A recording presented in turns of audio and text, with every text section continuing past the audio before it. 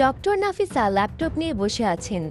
রুবেলের departmental ID খোলা যাচ্ছে না, কিন্তু ইনফিনিটি প্রজেক্টের আর্কাইভ থেকে নাফিসা অ্যাক্সেস পান সেই শুরু লগ ফাইলে। RBL মানে তো রুবেল। নাফিসা ফোনে রুবেলকে ডাকেন। পুরনো ল্যাবে ধ্বংসপ্রাপ্ত একটি রুম, আলো কম, ঝুল পড়া দেয়াল। রুবেল একা দাঁড়িয়ে। আমি জানতে চাই রুবেল, একবারের জন্য সত্যটা, কোনো ছল না।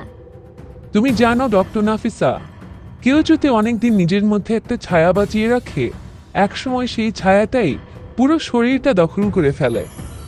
তুমি তামিম, তাই না? তুমি নিজেই নিজের মৃত্যু সাজিয়ে ছায়ার নাম দিয়ে ঘুরে বেড়াচ্ছ। হ্যাঁ, তামিম ছিল দুর্বল, ভাবুক, অনুভব করত। আর আমি তৈরি হয়েছি শুধু একটা জিনিসের জন্য, বেঁচে থাকার জন্য, প্রতিরোধহীনভাবে, সম্পূর্ণভাবে। হ্যাঁ, তুমি তামিমকে মেরে ফেলেছ মানসিকভাবে। না, আমি তাকে শেষ করিনি। তামিম নিজেই তার ভেতরে আমায় এতদিন খেতে দিয়েছে। একসময় আমি বড় হয়েছি, আমি ছিলাম তার প্রজেক্ট ইনফিনিটির ভুল, একটা প্রোগ্রামড শ্যাডো। কিন্তু আমি মুক্তি চেয়েছি, আর সেই মুক্তির নামই এখন রুবেল। রুবেল একটি কাগজ বের করে, তা হচ্ছে তামিমের সুসাইড নোট। নাফিসা লেখা দেখেই বুঝতে পারে এটি তামিমের লেখা ছিল। আমার মধ্যে কেউ বাস করত, আজ আমি নিজেই তাকে শরীরটি ঋণ দিলাম। রুবেল চলে যান। নাফিসা চুপচাপ তাকিয়ে থাকেন। নাফিসার কাছে যেন পুরোটা পরিষ্কার হয়ে যায়। রুবেল আসলে কেউ ছিল না, সে ছিল তামিমের ভেতরের ছায়া, এমন এক অস্তিত্ব যে নিজের জন্মদাতাকে গ্রাস করেছে। সে ছিল শূন্যতা থেকে জন্ম নেওয়া এক স্বাক্ষর, যেটা কেউই মুছতে পারেনি। আমি তামিমকে ভালোবেসেছিলাম, কিন্তু আমি জানি ভালোবাসা সবসময় বাঁচায় না, কখনো ভালোবাসাই ছায়া তৈরি করে, আর সেই ছায়ায় একদিন তোমার প্রেমিককে গিলে খায়। Really, the struggle of multiple personality disorder is deeper than I say. Tamim একসময় আয়মানের সবচেয়ে ঘনিষ্ঠ ছিল।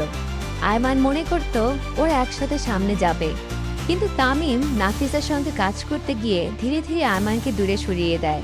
তামিমের মৃত্যুতে আয়মান খুশি হয়, সে সকল প্রমাণ সংগ্রহ শুরু করে নাফিসার বিরুদ্ধে, কিন্তু দেখা গেল প্রমাণ সব যাচ্ছে রুবেলের বিরুদ্ধে।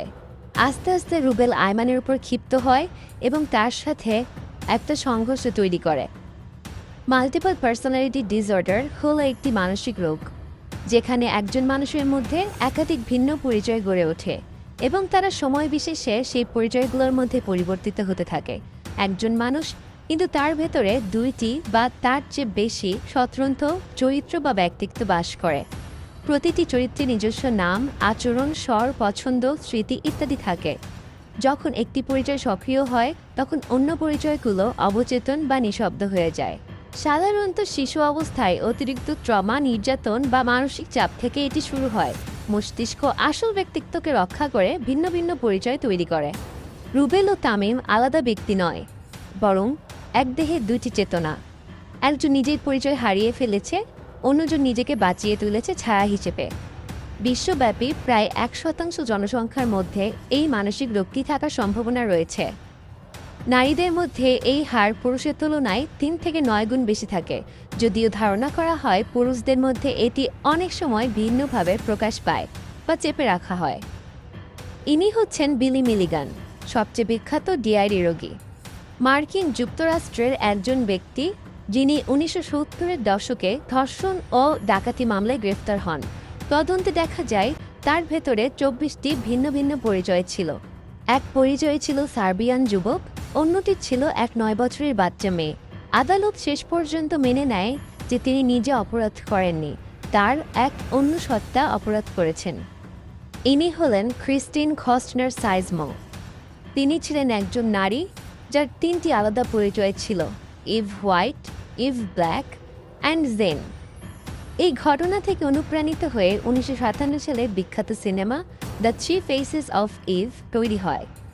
এছাড়াও কিম নভেল, জেনি হাইন্স ইত্যাদি বহু আরও নাম না জানা অনেক ডিআইডি রোগী রয়েছে। এই ঘটনাগুলো প্রমাণ করে ডিআইডি অর্থাৎ ডিসোসিয়েটিভ আইডেন্টিটি ডিসঅর্ডার অথবা মাল্টিপল পার্সোনালিটি ডিসঅর্ডার এগুলা কোনো গল্প নয়, বরং এটা বাস্তব ও জটিল একটি মানসিক অবস্থা যেখানে কে আসল আমি, এই প্রশ্নটাই সবচেয়ে বেশি বিভ্রান্তিকর। এই গল্প শুধু একটি হত্যার কাহিনী নয়, এটা মন, স্মৃতি ও অস্তিত্বের টানাপোড়েনের গল্প, যেখানে খুন শুধু ছুরি দিয়েই হয় না, মনস্তত্ত্বেও একটা সত্তা আরেকটা সত্তাকে মেরে ফেলতে পারে। Well, we prefer multiple personality disorder. We understand that some people prefer the term dissociated identities, but no, mine aren't dissociated. It's not like we woke up and said, oh, I have to do something unpleasant.